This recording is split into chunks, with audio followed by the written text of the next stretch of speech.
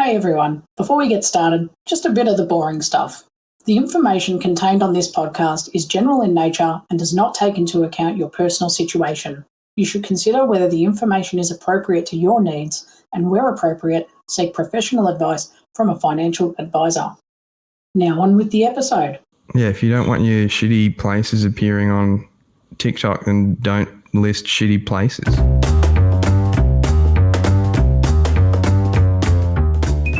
Hi, I'm Joe. I bought a house, and despite my experience in real estate, I still had a shitty experience. Apparently I'm not alone, so I've gathered the funniest and realest experts to teach Australia a better way to find their home. Welcome to the No BS Real Estate Podcast.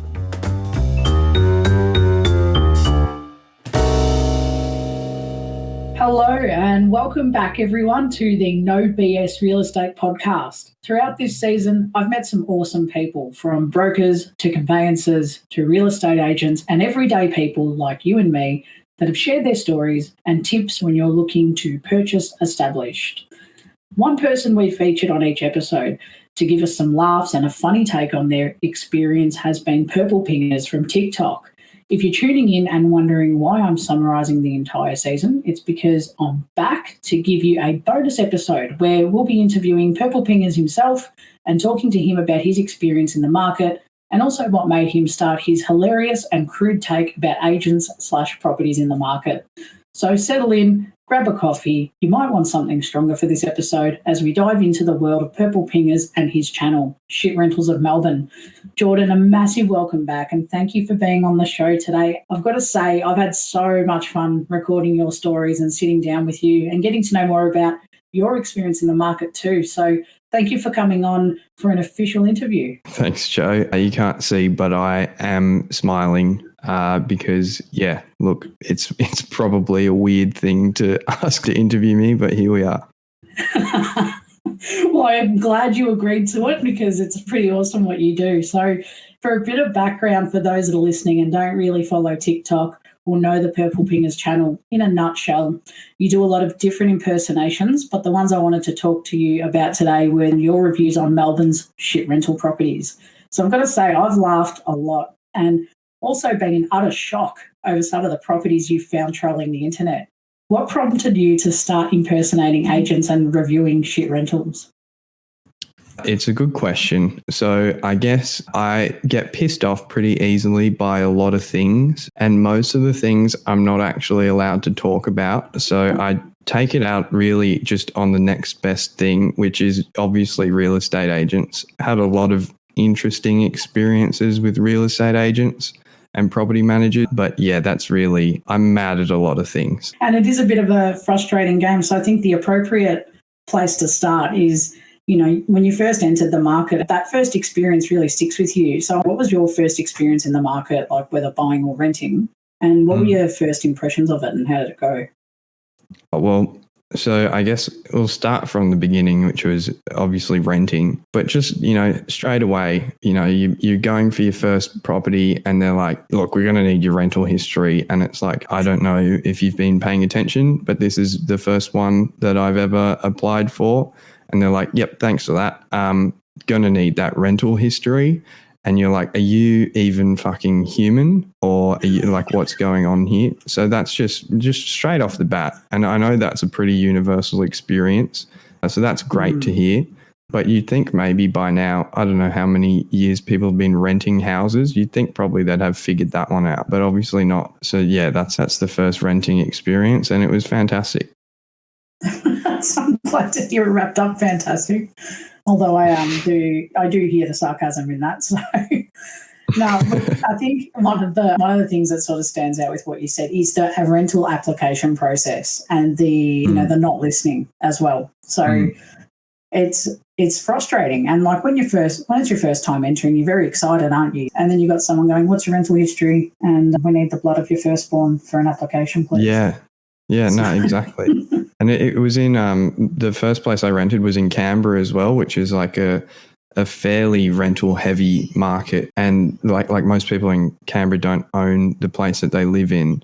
And it's very competitive because there's so many university students and people who obviously don't live in Canberra, like government workers. So the property managers and real estate agents literally don't have to do anything. They can, if someone doesn't have a rental history, they can just ignore you and go to the next like 20 applicants. Yeah, and you sometimes don't hear back. That's the feedback I've heard anyway. Like I've surveyed a few hundred people now, and one of the things I see on that survey is I put in applications and I don't hear back, or I hear back 6 months later after I've rented something. It's unreal that's the level of service that exists. So I completely understand. When I look at your channel and I look at some of the videos you've put up, I'm having a laugh because, one, it's comical the way you do it, but two, it's unbelievable that it still happens. So yeah, exactly.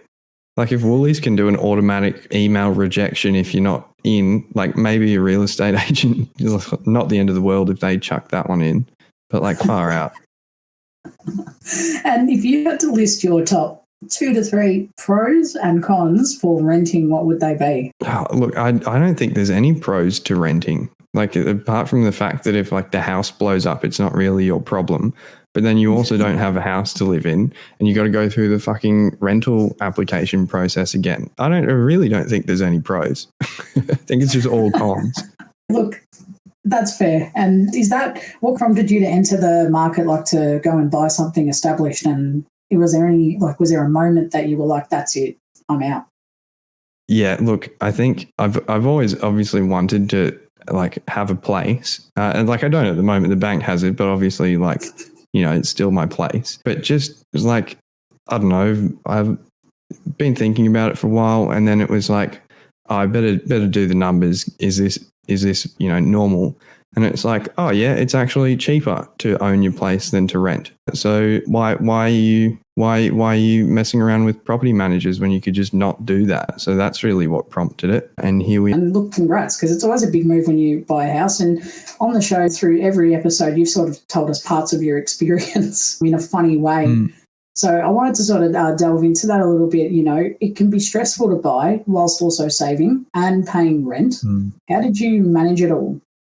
Yeah, so I think instead of just being like it's, you know, cheaper to buy a place than to rent, I do need to acknowledge that I have been incredibly lucky. Like I'm a white male who went to private school, had a bunch of things line up, and I know that's not the reality for most Australians. But, you know, went to uni, got a good job, started saving, and ended up here. So I don't know, there's no, you know, do this, stop buying fucking coffees and shit. I still do that, and I'm still lucky enough to have a place. So I have no advice to give anyone there. And I just, really feel for people who aren't white men who went to private school.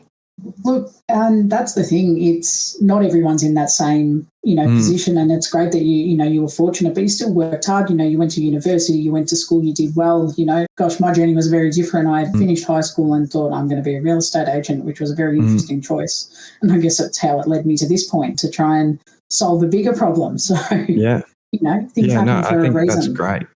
I think, I'm just surprised it's taken so long because, like, far out. Oh, it's unreal. Like, and I think in this industry, especially with COVID, a lot's happened in the last 2 years. You know, like the property market's completely boomed. There are not enough properties on the market to meet the demand of how many buyers there are at the moment, which is unbelievable. I can't believe, you know, how much of a push there is to find a property to put on there. So definitely the right time, I think, to start delving into it. But I'm surprised it hasn't happened sooner. Or there maybe has, and it's just not all in one place yet. So hopefully we can work on that. But enough about me and my crap. Do you have any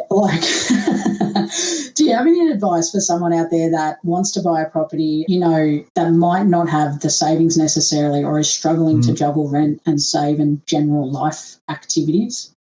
It's just fucked. You can't. There's no advice. You just got to wait till the fucking market crashes or something. I don't know. Yeah, fair. And don't ask me for financial. And I was going to say, I wanted to touch a bit on that because that was a little bit of an interesting, like sort of funny story you told on the podcast. So how come you decided to go to the bank? Because a lot of people go the other way. They run away from the bank and go to mortgage broker. Pretty much. Like the mortgage broker was fantastic and really nice, but there was I just had like not the answers that they were looking for, and was not ready to commit to this right now. So I just kind of paused and was like, eh. And then I thought about it again, and I was like, well, I'll go speak to the bank, because I called them up and they're like, yeah, we can just have a chat and whatever and run the numbers and see what happens. There's no pressure or anything. And then I'm like, all right, let's go have a chat. And then I booked a meeting with them. And then at the end of that meeting, I was pre-approved for a fucking mortgage, but they had all my details and everything. It's just the bank that I bank with. And yeah, I pretty much coerced into a mortgage with them, but the guy was lovely. So yeah, that's the end of that story. It's a lovely man. That's awesome. Oh, I'm glad you had a good experience with the bank, because we need a bit more good news stories. I know at the moment they're quite slow. So did you find that they were pretty slow during your process, or it was just pretty standard? So my understanding is that CommBank is the only bank in Australia that actually does all their processing onshore in Australia. So my pre-approval took an hour, and then when settlement occurred, or when I did the offer, and then all the settlement stuff was happening, it was another 1.5 hour phone call and it was done. And that's something that I when I asked the dude at the bank, I was like, hey, why old mate's offering a better interest rate, why don't I just go with them? And they're like, well, here's all these stories of people waiting 4 weeks, 8 weeks, 12 weeks and still not getting their approvals. And we can do it in same day. And I was like, oh, okay, that makes sense. I'm not going to ask any more questions. I can't believe that. That's awesome. Yeah. So I wonder if that's, like you said, because they have everything onshore, if that made the difference. Yeah, I think that was it, because there's no COVID delays for them. Everyone's working from home. Everyone's just doing their stuff, and it works. So why not? And looking back on your process now, how would you rate the process of buying a home out of 10, and why? Oh, probably -5, because you have to talk to real estate agents. That's it. So with real estate agents, I know this is something you're passionate about. What is it that you think needs to be improved in that industry that would sort of change your mind? How can they win you back as a customer to say, hey, I'm really impressed with how they've changed? Yeah. Well, I think you just look at any other customer service or customer facing industry and be like, well, start from the worst one that you know and go from there. And I think the answer is just bit of respect. Bit of respect goes a long way. Maybe don't treat people that you're dealing with like actual dirt. And there's the industry fixed. Customer service, 100%, I think, is a big one for a lot of people, especially now, in this climate we're in with the way things are going. We've needed that more human touch and that understanding, definitely. Yeah, it's pretty basic stuff. What would you say the most basic one, just the email side or general contact? I don't even know. Responding to emails, it's a big one. Not smelling like an actual whole ass bottle of perfume when you see someone is also nice. I don't know, go outside and talk to people instead of talking about cryptocurrency on TikTok or something. I don't know. Good advice, good tips. Definitely know when we meet in person that I'm not going to wear a whole bottle of perfume, but I might just to upset you. Well, I'll do my best not to as well. And one of my favourite segments that you actually do on your channel is the shit rentals / sales of Melbourne reviews. And I can't get over some of the properties that you find and the prices that they're asking for. How did this all start and how do you find these properties? I don't even know how it started. A bunch of people tagged me in the shit rentals of Sydney one. And they're like, oh, can you do one for Melbourne? And I was like, I have so many shortlisted on my domain.com. I don't know why. I just found them not funny, just this is fucked. So I was like, oh yeah, I can absolutely do that. So yeah, did a couple. And I think some people liked them, but some people really didn't. And that's all right. But that's how it started. Oh, when you were saying some people liked them, some people didn't, the people that didn't like them, did you ever have the agents reach out to you, or do you have agents that reach out to you after you post their reviews of their listings and say, hey, what are you doing? Yeah. Oh, really? Yeah, I've had a few of them. So I guess for context, I'm a lawyer. So I know a few laws, not all of them, but like I'm pretty careful in the things that I say, in that I'm not saying things are illegal or whatever, but I pretty much just say things look like things. So like this wall looks like someone just took a massive dump on the wall.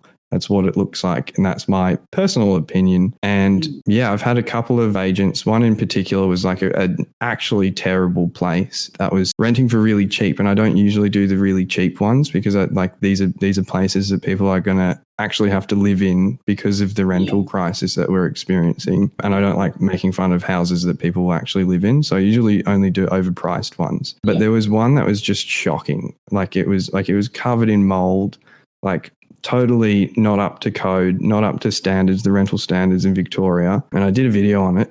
I was like, this is disgusting. And like, it wasn't that funny, but I made a couple of funny comments, but I was just mainly calling out the real estate agency. And then the one of the dudes, I don't know, reached out and was like, hey, can we have a chat? So we had a chat. And he was like, look, I thought that was really funny. And I was like, look, it wasn't that funny. It's pretty fucked. But he's like, can you, I don't know, take our name off the thing or whatever? And I was like, no, I don't have to. I'm pretty familiar with the law and how it works. These are photos that you've posted. This is your description. I've made some comments about it. Like if you want me to take it down, fix the property and then I'll take it down. And he was like, look, that's fair enough. And then was like, do you want to catch up for coffee or something at their place? Because apparently they have a nice coffee machine. And I was like, I'll be fine, thanks. Okay. I thought as much because I'm thinking, people are all over TikTok, it's a massive, massive following. So I was surprised if I had never seen an agent, pop up and say, hey, what are you doing with my listing? That looks bad. But, good on you for saying, no, I'm familiar with the law and I'm just giving a review of what I see. So, and creating some content around it. Yeah, if you don't want your shitty places appearing on TikTok, then don't list shitty places. A good way to wrap it up. And I wanted to talk about your recent feature in the Daily Mail. It was for a TikTok you made that reviewed an $800 per week rental that one commenter described as an $800 crime scene. It's unbelievable to see some of the properties you find. What goes through your mind when you see ads? And also, how do you feel about featuring on the Daily Mail? Well, obviously it was a slow news day. But it was, I don't know, pretty exciting. My aunt in South Africa was like, hello? Because it came up over there and she was like, I know this guy. Would have been so weird to see your nephew thousands of miles away. But no, it was pretty cool. I think that that place in particular, someone sent that one through. That one wasn't one that I found. Because at that time, my search parameters were $500 and under. Right. So hadn't been, now they're not. But at that point, I was not looking at it. Someone sent it through and I was like, are you actually serious? It barely had a kitchen and they were asking $800 a week. You can kit out a kitchen for $800. For 1 week's rent, you could get an actual kitchen in there. And they were like, nah, fuck it. No, just get the rent. Yeah, exactly. I'll just take that and see you later. Well, for context for everyone else, on our website after this episode airs, I'll definitely share, the photos and the listing we're referring to, just so you have an idea. But definitely won't name names. You'll just see the pictures. So it's interesting. Awesome. And lastly, what I wanted to wrap up with, what is something that you'd like people to know about you and what message you're trying to send with the content you're making? Yeah, good question. I think about me, I don't know, people don't need to know about me. I'm just out here doing my best. It's not very good. And I guess about the message I'm trying to send is that I just want to raise awareness of just how bad it is for people who are less fortunate than I am to own a house. The renting situation in Australia is disgusting. People don't care. The people who make laws about the rental situation in Australia all don't rent. They're all so far removed from the situation. And yeah, the people who experiencing this really don't have a voice. And I feel like, fucking private school white boy, got a bit of a voice, got a bit of a TikTok. I'm happy to say some things because I don't have to deal with real estate agents anymore because I bought a fucking house. Exactly. I think that's a really good message I like to send out. And it's awesome to hear your point of view and why you do what you do. And apart from giving everyone a bit of a laugh, you're trying to raise awareness. And I think that's part of, what I'm hoping. I just want to see if we can solve a bigger issue of collating everything in one place, making sure that we're having, honest reviews on good properties and a way for people to actually apply for a property without having to have the constant, doing the same thing over and over again.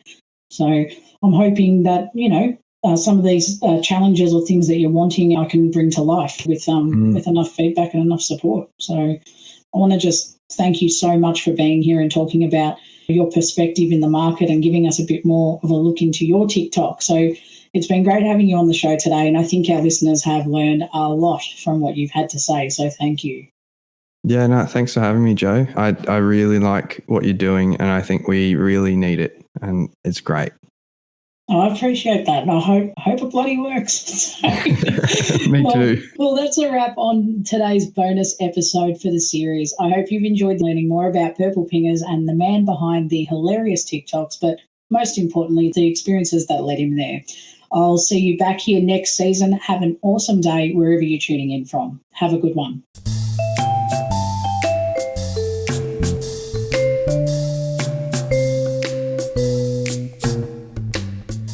You've been listening to the No BS Real Estate Podcast. Did you know we're building a home buyers community to give Australians a better way to find their humble abode? Sign up now and we'll send your first home buyers checklist straight to your inbox by visiting www.abodi.com.au so you can say buying your home was the easiest thing you've ever done. Thanks for listening.